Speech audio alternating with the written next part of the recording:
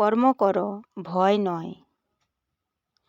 তুমি কি জানো জীবনের সবচেয়ে কঠিন সময়েই কৃষ্ণ তোমাকে সবচেয়ে বেশি পরীক্ষা করেন? তুমি কি জানো কেন আজও 1000 বছর পরেও মানুষের হৃদয়ে বেঁচে আছেন শ্রীকৃষ্ণ? তিনি শুধু একজন দেবতা নন, তিনি হলেন ভালোবাসার প্রতীক, ন্যায়ের প্রতীক, জীবনের সঠিক পথের দিশারি।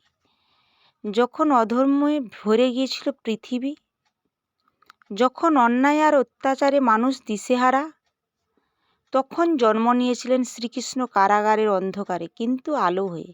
শিশুকালে তিনি ছিলেন দুষ্টু, মাখনচোর, সবার প্রিয় কানাই, কিন্তু সময় এলে তিনি হয়ে ওঠেন মহান কূটনীতিবিদ, মহান যোদ্ধা, মহান উপদেশক। ভগবদ্গীতাতে তিনি অর্জুনকে বলেছিলেন, কর্ম করো, ফলের আশা করো না। এই একটি বাক্য আজও আমাদের জীবন বদলে দিতে পারে। আমরা ফল নিয়ে চিন্তায় থাকি, তাই কষ্ট পাই। কৃষ্ণ শিখিয়েছেন, নিজের কর্তব্য করো, বাকিটা ঈশ্বরের উপর ছেড়ে দাও। কুরুক্ষেত্র যুদ্ধের ময়দানে তিনি অস্ত্র ধরেননি, কিন্তু তার জ্ঞানই বদলে দিয়েছিল যুদ্ধের ফলাফল। কৃষ্ণ মানে শুধু বাঁশি নয়,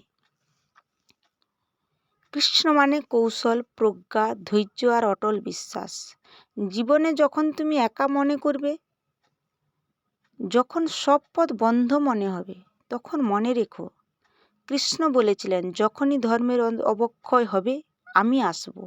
তাই বিশ্বাস রাখো, সৎ পথে থাকো, নিজের কর্ম করে যাও।